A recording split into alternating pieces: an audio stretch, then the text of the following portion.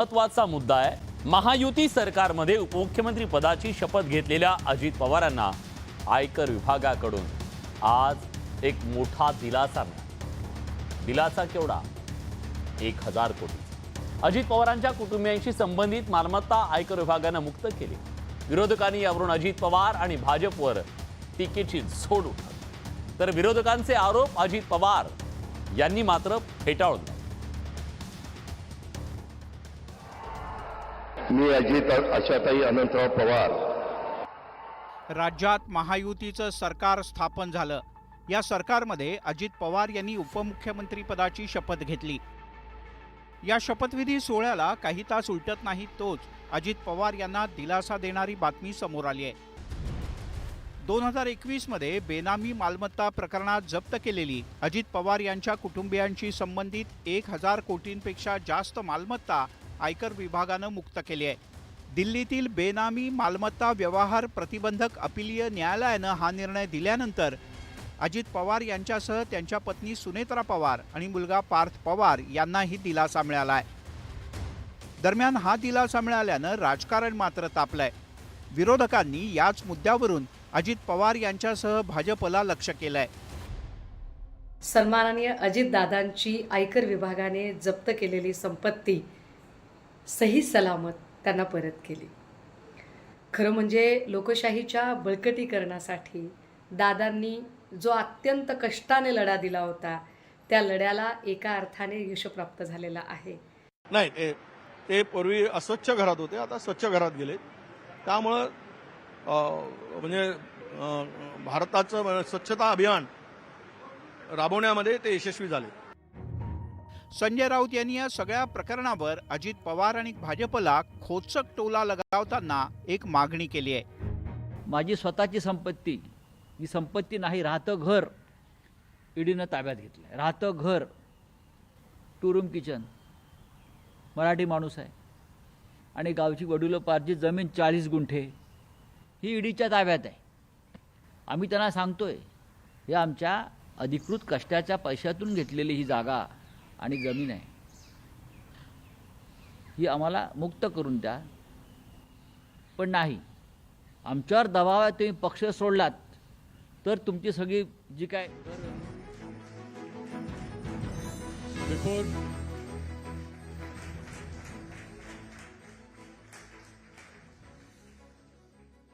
He has told me specifically not to ask political questions, so I don't know how to go about this.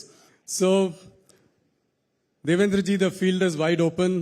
You have the biggest CEOs of corporate India here. What is your pitch to them? I think all of us know that Maharashtra is the business magnet. It is the powerhouse of Indian economy. And I would say we are back. And we are back with a bang. The mandate which the people of Maharashtra have given to our Mahayuti, it is not only unprecedented, but I think it is something which gives us a responsibility to contribute most to the Indian economy. And I must tell you that Maharashtra has always been ahead. And I was just taking the stock of situation yesterday, and I must share you one number that in the FDI flow, we have already crossed 90% of the FDI which we got last year in first 6 months. So I think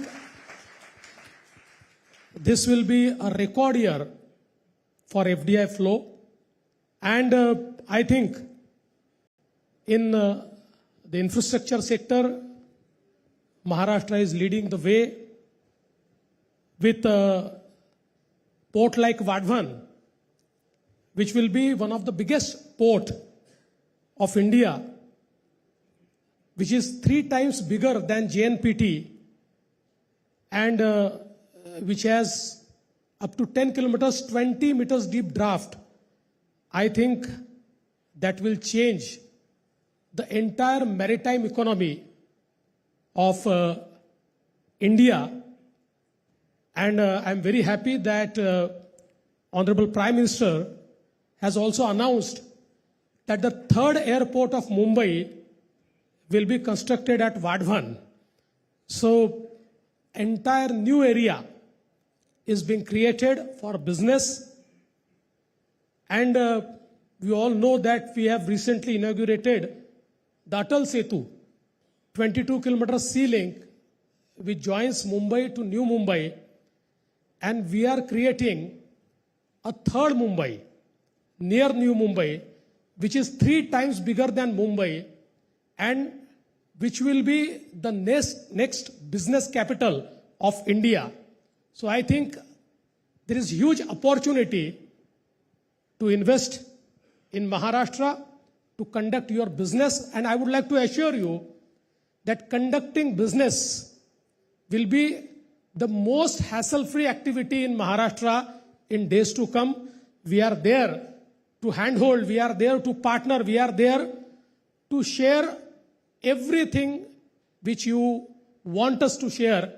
And I'm sure that with all the business leaders who are sitting here, together we can make Maharashtra the first $1 trillion subnational economy of India.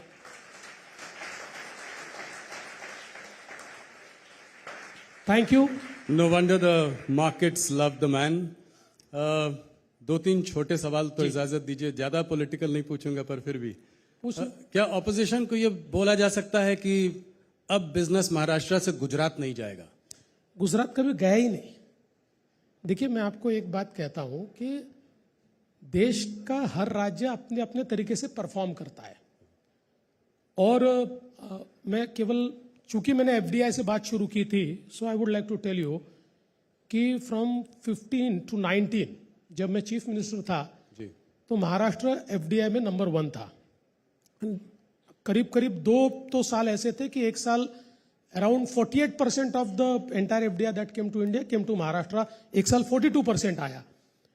और हम सरकार से बाहर गए और पहले साल Karnataka number 1 हो गया, हम अगले साल गुजरात नंबर 1 हो गया, और उसके बाद हम लोग वापिस आए।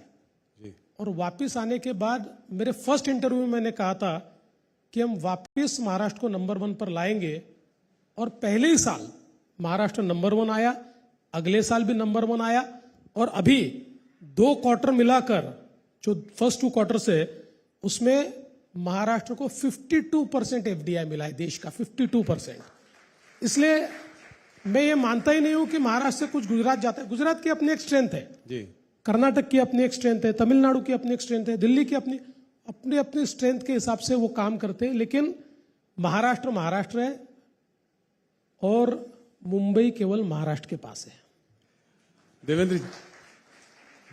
देवेंद्र जी, हाथ दिल पर रखकर बोलिएगा, 232 सीटों की उम्मीदें थी आपको? 90% स्ट्राइक रेट नहीं थी। हाँ?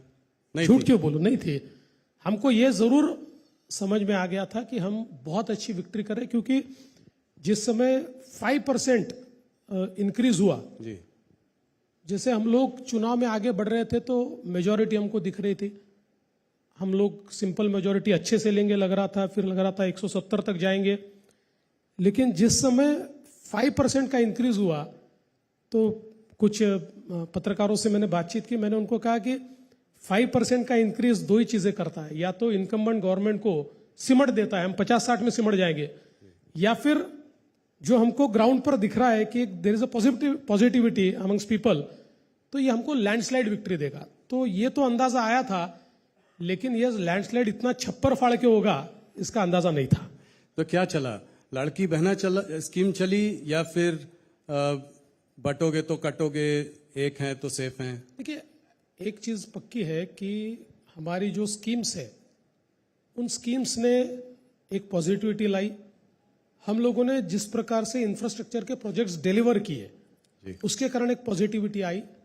लेकिन इसके साथ साथ जो प्रधानमंत्री जी ने मंत्र दिया था, एक है तो सेफ है, मुझे ऐसा लगता है कि इस मंत्र को महाराष्ट्र ने रिस्पॉन्ड किया, क्योंकि जिस प्रकार से महाराष्ट्र में लोकसभा के समय फेक नैरेटिव तैयार करके लोगों को विभाजित कर करके महाराष्ट्र को जीतने का प्रयास हुआ, मुझे ऐसा लगता है कि ये संदेशा महाराष्ट्र के हर व्यक्ति के दिल को छुआ और एक है तो सेफ है, इसने एक जादू किया, जिस जादू के कारण मुझे ऐसा लगता है कि हर व्यक्ति को लगा कि मुझे वोट देना है। पिछले 4 दशकों का रिकॉर्ड तोड़कर सबसे ज्यादा वोटिंग इस बार हुई है। तो ये जो वोटिंग है ये बिल्कुल दिखा रही है कि लोगों ने इसको रिस्पॉन्ड किया है। तो मैं ऐसा मानता हूं क्यूमुलेटिव इफेक्ट इसका होता है, लेकिन इसमें एक है तो सेफ है, इस नारे का बहुत ज्यादा इफेक्ट रहा है। अभी लोग कह रहे हैं कि शिंदे हैं तो सेफ हैं, सब मामला निपट गया, सब सुलझ गई बात, होम मिनिस्ट्री आप ही के पास है कि उधर देनी पड़ेगी? देखिए, पहले दिन से हम लोग साथ में ही हैं जी। अब खबरें तो कुछ भी चल जाती है ना, खबरों का थोड़ी कोई सिर पैर थोड़ी होता है और हम रोक भी नहीं सकते, लेकिन कभी भी कोई कंफ्यूजन नहीं था। शिंदे जी पहले दिन से साथ में थे। शिंदे जी ने जब हम लोग बैठे उस समय हमारे लीडर्स के सामने भी बात कही कि मैं भी ये समझता हूं कि जिस प्रकार का नंबर लोगों ने बीजेपी को दिया है तो बीजेपी को अपना चीफ मिनिस्टर बनाना पड़ेगा, इसलिए कोई उनके मन में भी कंफ्यूजन नहीं था। और होम मिनिस्ट्री किसके पास रहे, यूडी किसके पास रहे और फाइनेंस किसके पास रहे, इसके बारे में कल चर्चा हम करने वाले हैं।